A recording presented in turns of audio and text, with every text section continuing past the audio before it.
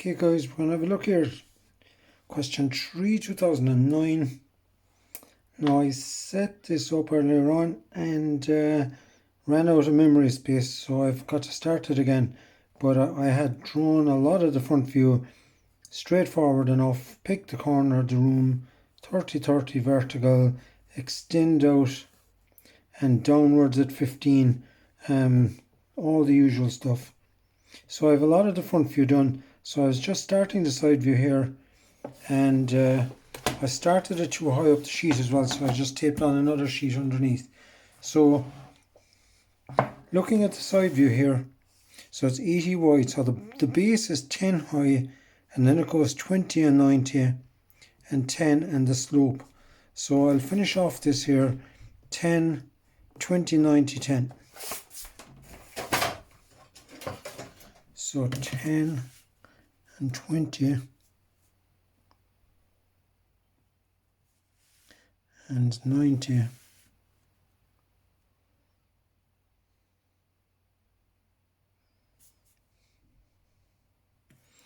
and 10.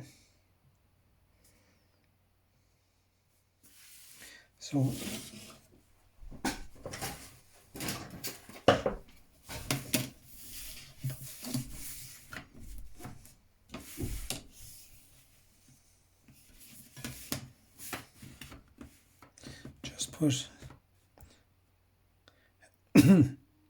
just put on a few lines across here.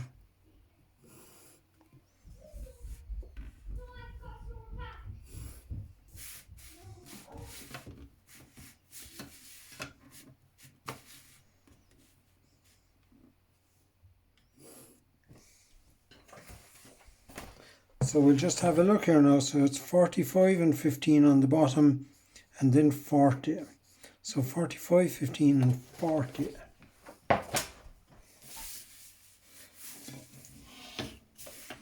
So I'll just get the angle there for vertical.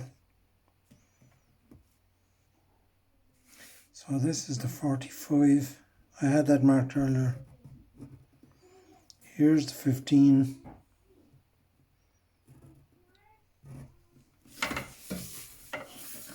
So that's the base and the cut taken out of it, the chamfer. And the next one is in 40. So there is the start of that.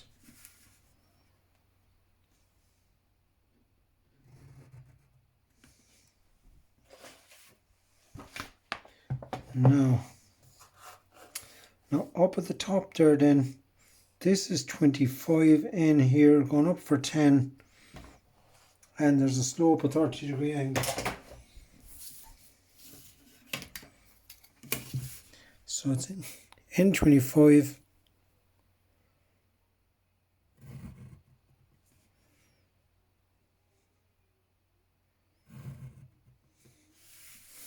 So that's the step up 10. And we know now, I'll just extend this up here, light, and we know here then that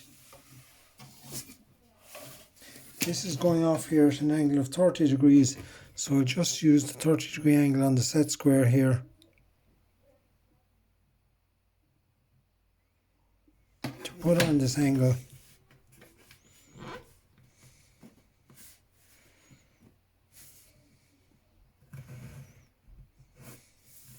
Now, we now have the full height of this. Okay, and this is important here now because we didn't have a measurement over here for that height. But if I measure that there now, it's working out for me to be about, I think it's about 13 or 13 and a half or something like that. But I'm just going to put a H here for height, just so you'll know where. And I need to take that height over there now and apply it to the front view. So I'll just extend those up.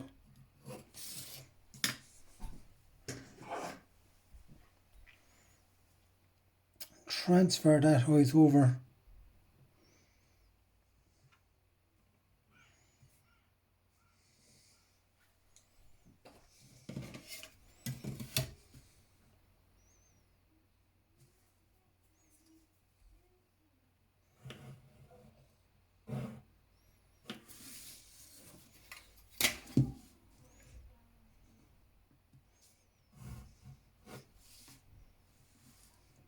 So now that height here is coming from there, because we knew the angle going up here. Now I must just lighten that line there, and I shouldn't have heavy that in. Okay, now the last thing I think I want to look at here now is the curve here is radius 100. So what you need to do is it's 100 from this point and 100 from that point. So we need to set our compass to 100. So I'll just mark 100 randomly over here. Now don't set your compass off the set square. It's just a terrible, inaccurate and bad habit to get into, so don't do it. Just mark it off the margin or off the sheet. So we know it's 100, it goes through here, so the centre must be 100, and it goes through there, so the centre must be 100 from there, and that's our centre. And if you just put the compass there, then that'll just work out perfect. So that there, I'll just lighten these arcs now because they might be in the way a little bit. Okay, so now we're ready to start projecting at this stage.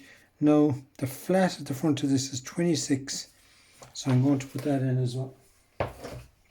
So 26 is 13 either side of centre. So 13 to the left is 26.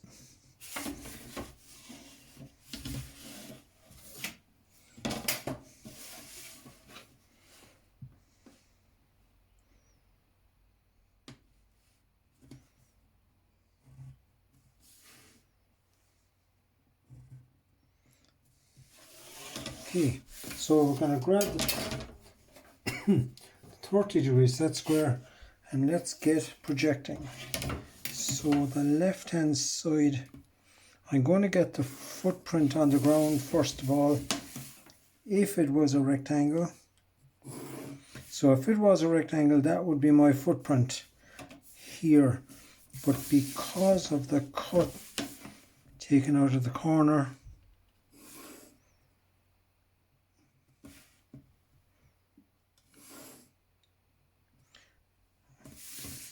okay, so I'm putting in the footprint on the ground here now, which is actually some kind of a 1, 2, 3, 4, 5, 6, some kind of an irregular hexagon. So it's going back here to there. This is my flat section here, and then it's going back in, so I'm going to see that. So that's that on the ground. So now we know that these all go up. So I'll just take some light lines vertically from all of them. And we can add some heights. So we know that the heights are 10, but remember you can't put real heights on this because it's a little bit distorted or smaller. So it's called axonometric projection because everything is projected. So here is the base.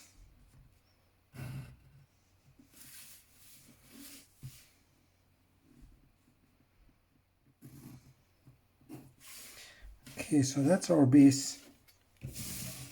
And that's coming in here then. As far as here.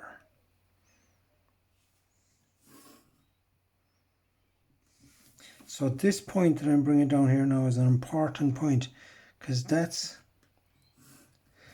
the base of this on the ground, and it comes over as far as here. So I will just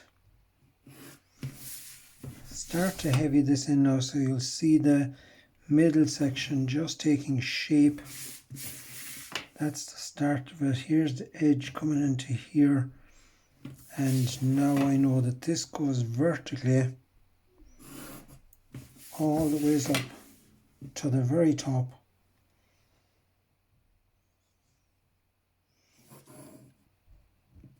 And I'm going to heavy that in so you can see what I'm talking about.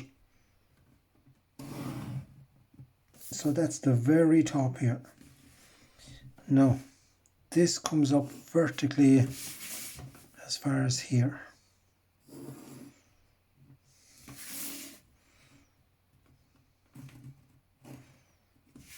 So, I'm going to put in, let's take a look at this here now. That's not going up vertical, sorry, I forgot that step in there. Okay, I'll have to just change that in a second. I'm going to do the curve now on this surface. I'll just move that a little bit closer. I'm going to do all of this surface here now next, of the 3D. Okay, so we're going to deal with all of that flat surface there. So as I said there, that actually stops here because then it steps in. So that stops here. And that's coming in horizontally to there.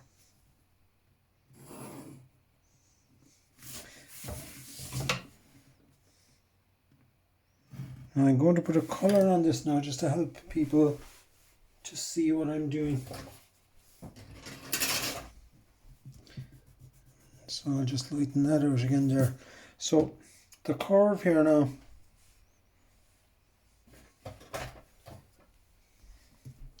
okay, so the curve here now, I'll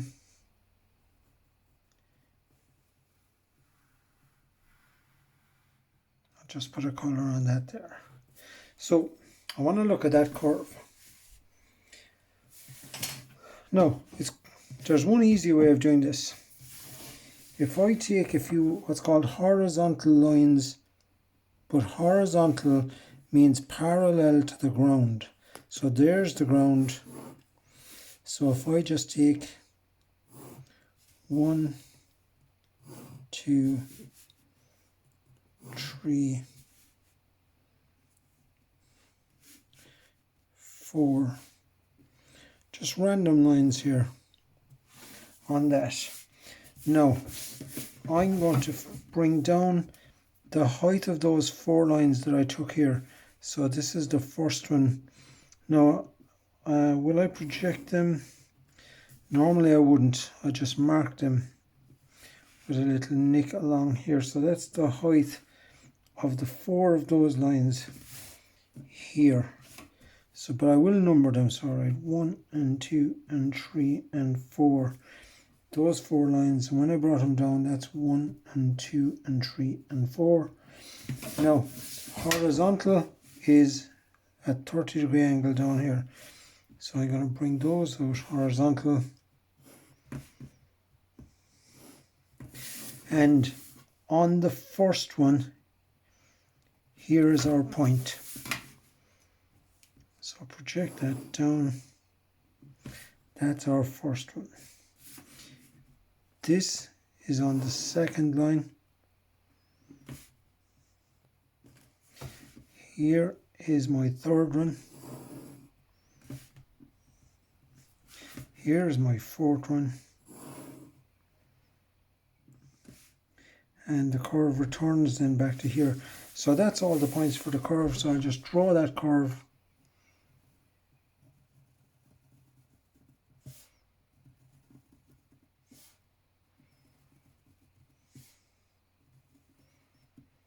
So there's our curve, and I can now I know the width of this.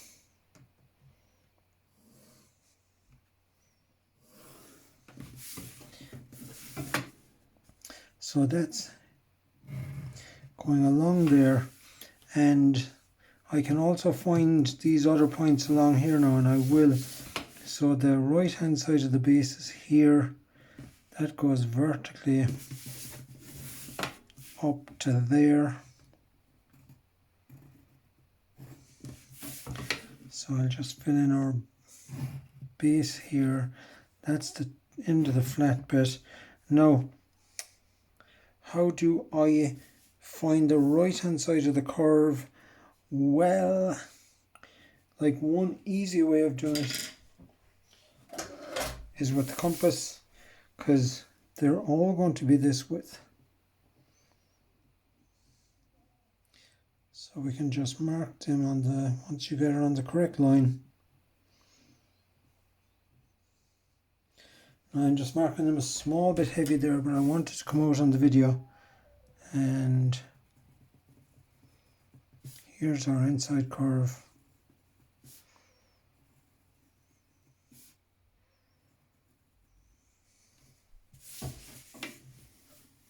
Now, the next issue here is the step in here. I said I forgot to mark that there, so that's 40 instead of 50. So that's in 5 to either side. So I'll just correct this here now. So that's in 5 and in 5.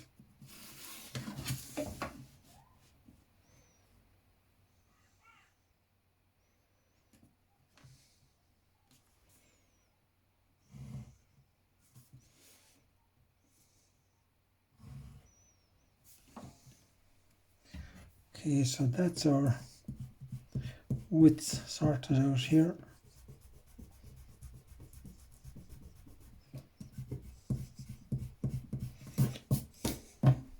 So I'll just heavy in the proper side of that.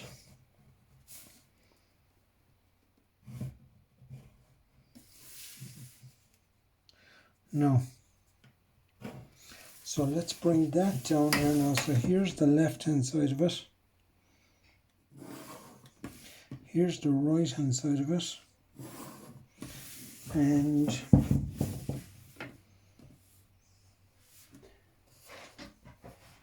just have a quick look here now at our 3D. So you can see there from this that that's going vertically up from there. So I'll take that vertically up from here, from there, take our height down from the side view here. So we can now heavy this in. And we can also heavy in the side of this on the ground, and that's going to give us this distance in here. Now we know it goes up vertical, and our height is, we can either bring it down from either view, it doesn't matter. Here's the top. So that's our slope.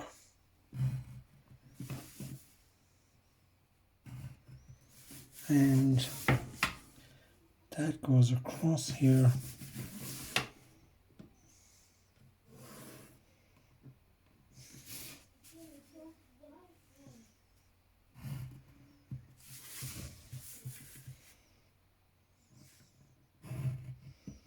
So that's the top part there. So I'm going to just see this tiny little line going back here before it disappears, which is the flat bit coming in here.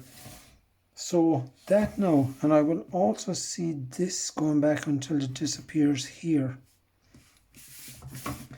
And I'll heavy in now the rest of that, all these edges.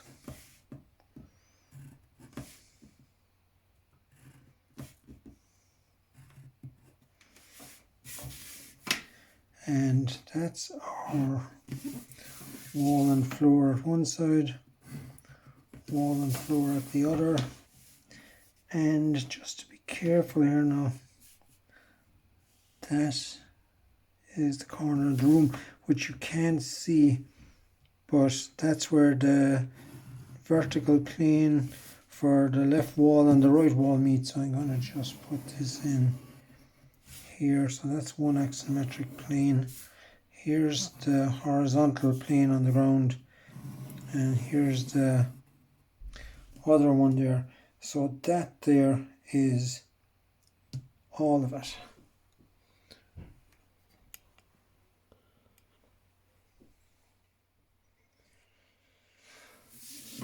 Okay, so see there just how everything is projecting from either the right hand side view or the left hand side view. So best of luck with that.